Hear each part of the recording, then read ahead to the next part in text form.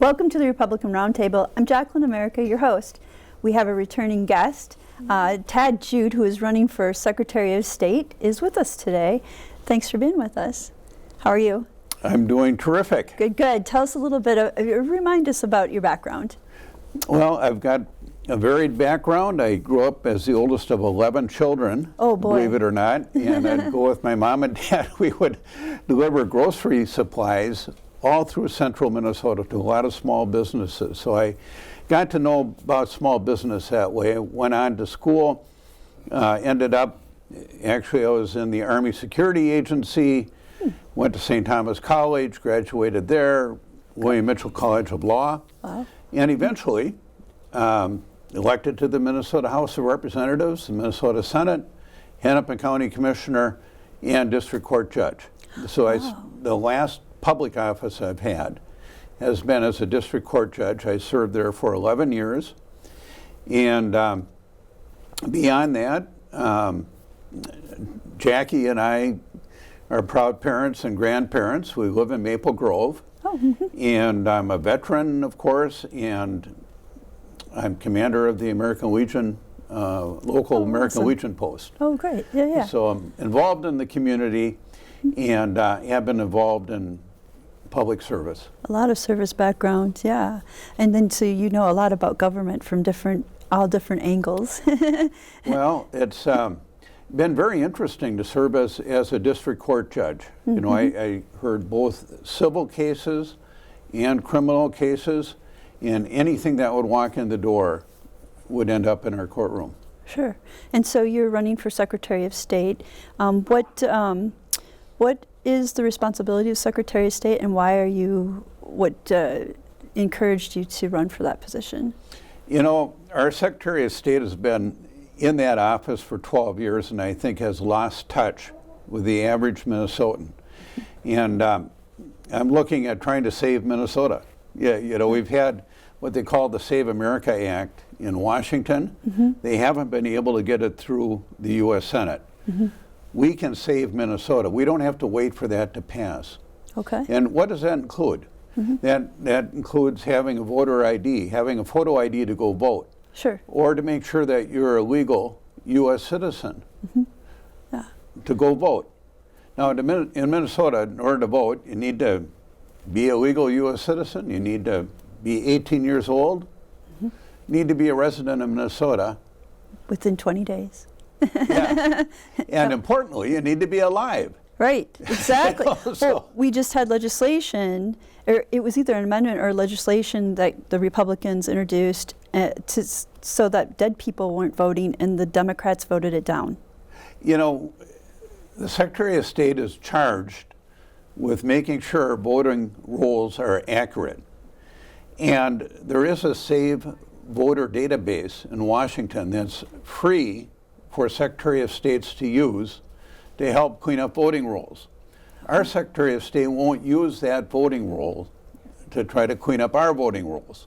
Okay. So now the Department of Justice is trying to get access to our voting rolls in order to clean them up. Right. And it's a very simple request. Our Secretary of State has been fighting that.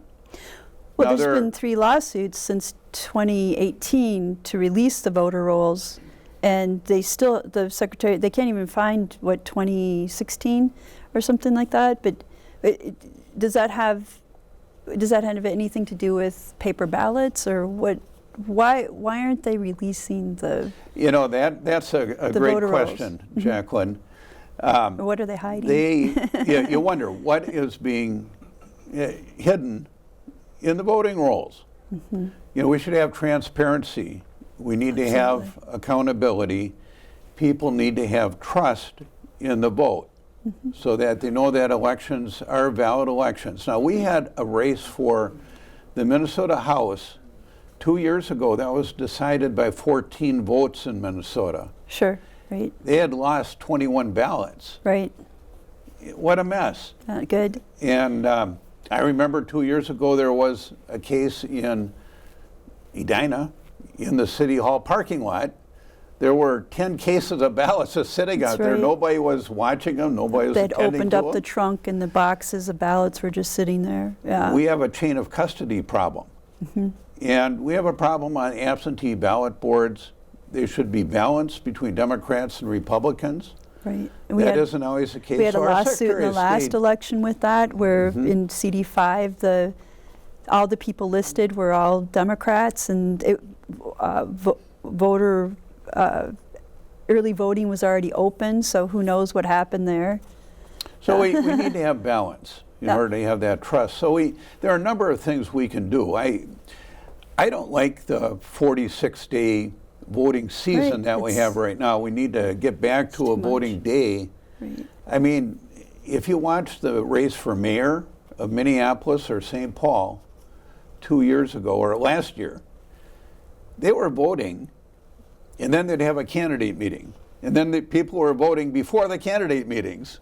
It Right. didn't make any sense. Right, before the, Another problem that I think our Secretary of State is foisting on people throughout the state. He's trying to spread what they call ranked choice voting. right, yep. And ranked choice voting is where you vote for, 3, 4, or 5 different people, and then rank them, and then you keep on counting, you keep on counting, you keep on counting. It's confusing. And it's very confusing. And I think voting has to be simple.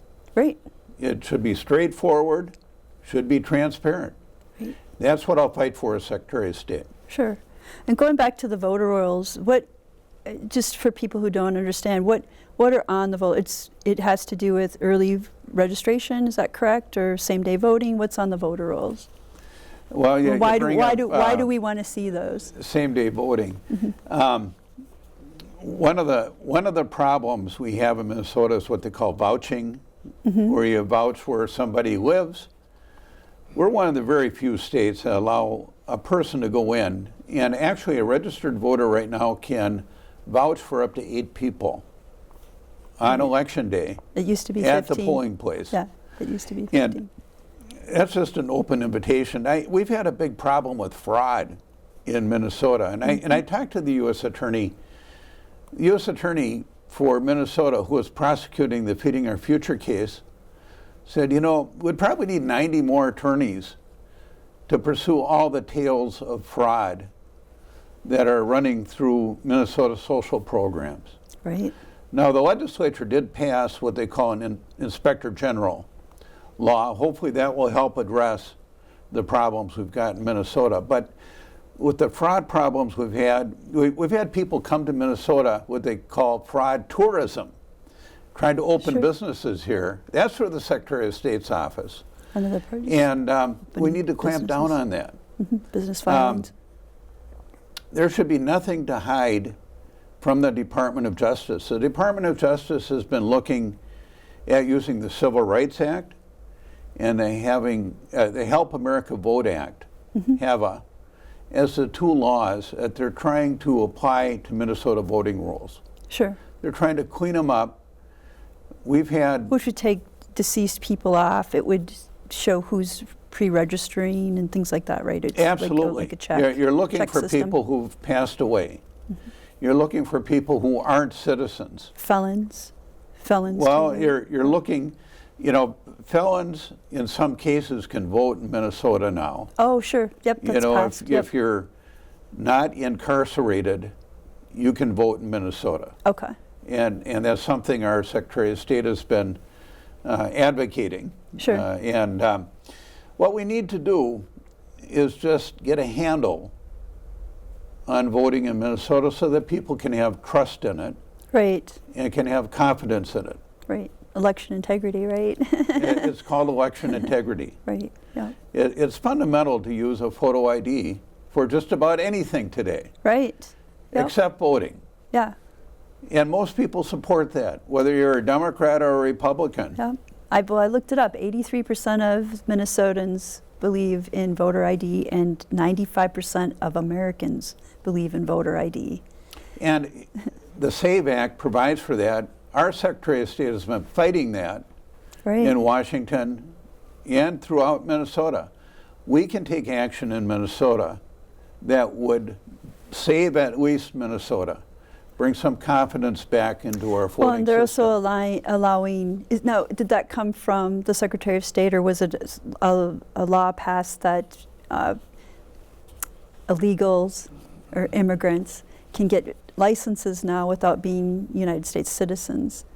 And You know, that's a good point. The legislature in 2023 authorized driver's licenses for everyone, and there's no distinction on the driver's license whether or not you're a legal U.S. citizen. And that was offered as an amendment and was voted down by the Democrats, unfortunately. I think that's fundamental, to have on your driver's license whether or not you're a legal U.S. citizen. Right.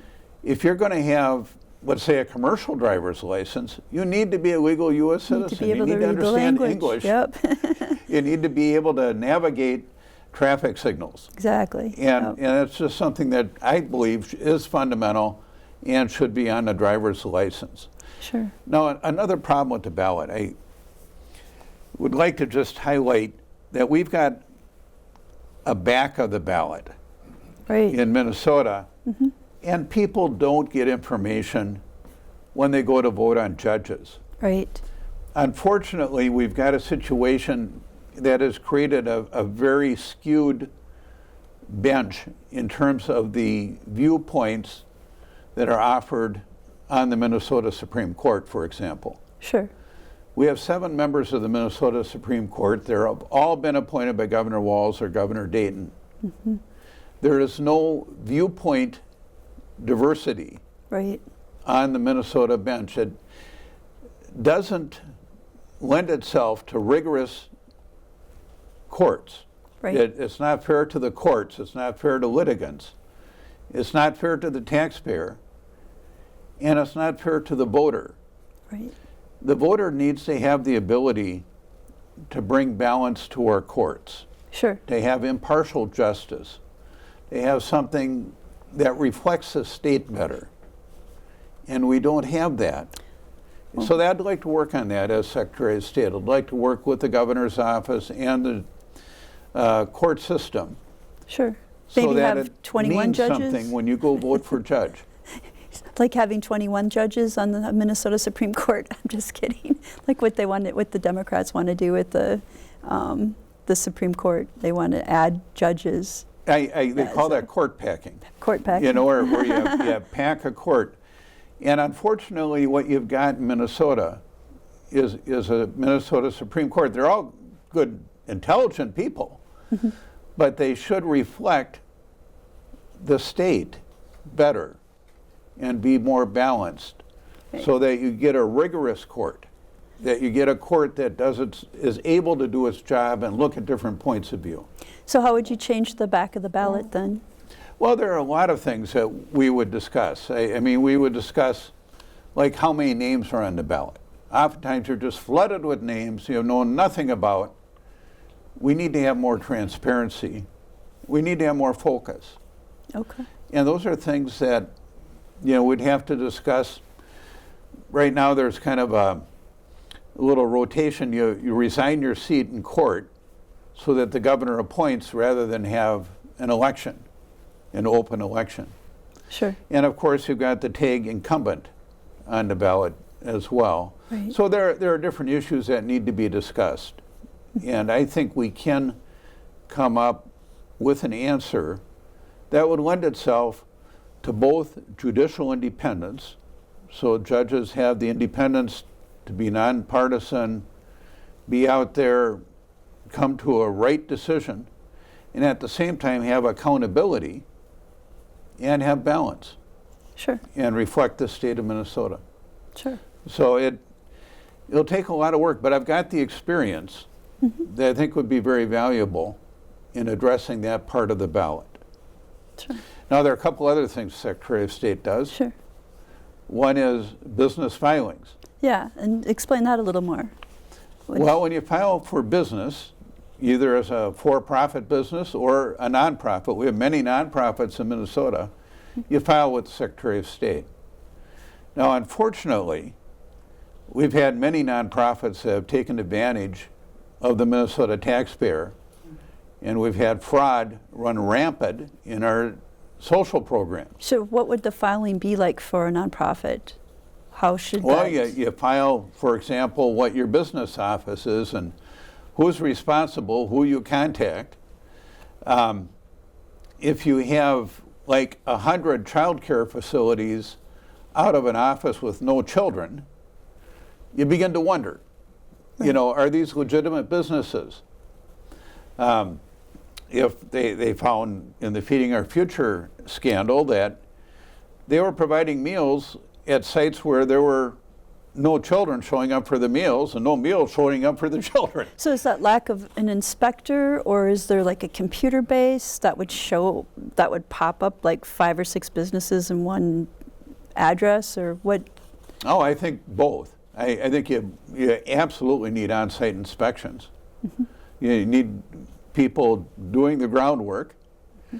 But secondly, you do need up-to-date computer systems like they have at banks, you know, to make sure there isn't some type of fraud going on. And that should be a basic thing that the Secretary of State's office arranges for. You can work with the Bureau of Criminal Apprehension, it can work with the FBI, it can work with the Department of Justice. It's a good reason to work with the Federal Department of Justice. Sure. Because they have a lot of those tools. Mm-hmm. So, and that would be very helpful. and so people would file like an LLC or a proprietary or something like that, that goes through They the... file LLCs with the Secretary of State. Mm-hmm. And Secretary of State has to work with the Attorney General, making sure that nonprofits are legitimate. Mm-hmm. And that's something I would do. Okay. So another area would be maybe the Minnesota state flag. Okay, okay, you've got the traditional, historic Minnesota state flag, and I have found that people love the traditional, historic state flag. Yeah. Secretary Simon is the only elected official who was on this special flag elite committee Sure. that came up with this new design and foisted upon the cities and counties around Minnesota. Do we know why that is? Is there a reason for it? They were making up stories about the historic Minnesota flag. They were saying, oh, well, let's that take a look at it. represents racism. That's what Governor Walz was saying. And they didn't read the law. You know, the law that was passed in 1983 spelled out exactly what is on the Minnesota flag and what it represents. It represents working men and women. It honors Native Americans. It honors our natural resources. And cities, at least 30 cities that I have counted, are refusing to fly Secretary Simon's flag. Right. And over 20 counties that I have counted are refusing to fly Secretary Simon's flag. Right. That has never happened in the history of the state of Minnesota, where counties and cities are refusing to fly Secretary Simon's flag until now. Well, and then also they're going to, was it the governor who said, Waltz, that said they're not going to fund the city? They're going to hold their funds if they don't fly the new Minnesota flag? Yeah. Some Democrats in the Minnesota House, in fact, I think the one for Golden Valley, put in a bill that would cut state aid to the cities and counties that are refusing to fly Steve Simon's flag. And it's bizarre. You know, Secretary Simon will say, oh, I'm all for democracy. There was never a vote, even in the legislature, on the design of his state flag. Sure. And there certainly wasn't a vote of the public. Right. So I'm advocating for a vote of the public on the Minnesota flag, something that Secretary Simon hasn't been advocating for. Sure. And certainly the legislature should have the opportunity to weigh in on it. Right. And what happened in 1983 is that the legislature debated and described the Minnesota state seal, which is on the Minnesota state flag. And in great detail, it indicated that it is not in any way racist. Right. It celebrates the strengths of Minnesotan Right, workers. yeah. It shows a farmer, and in the background is a Native American riding a horse. How is that racist? Well, and it You know, celebrates and our natural resources. It celebrates It the shows lady slipper. the- It celebrates our history. Right, It shows the celebrates river and- French fur trappers that came in here and described Minnesota as the Star of the North. Exactly, And, it's shaped in a It, star. it yeah. represents our heritage and our tradition. And in fact, a variation of that was fought under by those that went to the Civil War from Minnesota. Sure, And we're very proud of that heritage and that tradition. right.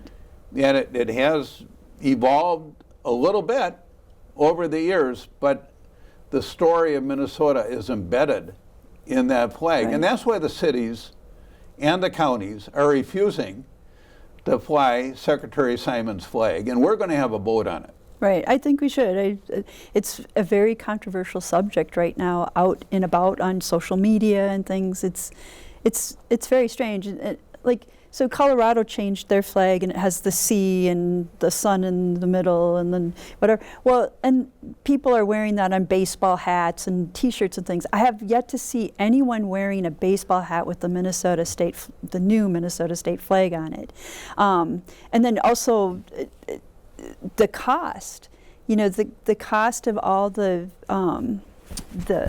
uniforms of the police and the state patrol and everything, having to change the flag that was on their uniforms to the new flag, that was a huge cost, like thousands and thousands of dollars. No, I heard it was like millions of dollars. Okay. Maybe I'm thinking of went into the millions I'm of thinking of dollars. Hennepin County. And so, you know what? across the state. And Without I think being many of the revoked. counties and cities have decided, we're not going to change because this is coming back, and we're not going to spend the money on Secretary Simon's flag. Right. And we don't understand it. I mean, I've had people come up to me and describe it as being corporate, Sure. that it looks like Clip something that came from either a corporate logo like Marlboro menthols or something of that Right, nature. yeah. And it's pretty bizarre. Yeah, there's no explanation of what the two color of blues mean, or there's no green. We're one of the greenest, luscious states. It's Well, just bizarre. I've heard so many different explanations. To me, it doesn't mean anything. This means something. This has the history. This means our tradition, our history, and people should have a chance to vote on it at least. Sure. They may not like the historic traditional Minnesota flag, Sure. but let's have a good discussion, because cities and counties are voting Right. by their city councils or their county boards. Sure. Something Steve Simon has refused to give So the you- voters of Minnesota. So you'd put that on the ballot then? The We flag? will get it on the ballot. It'll have to go through the legislature. We will get it on the ballot, and certainly before the legislature, if nothing else. Sure. And so, what do you think is one of the most important things about the Secretary of State's office that most people don't realize, or how does that affect the citizen?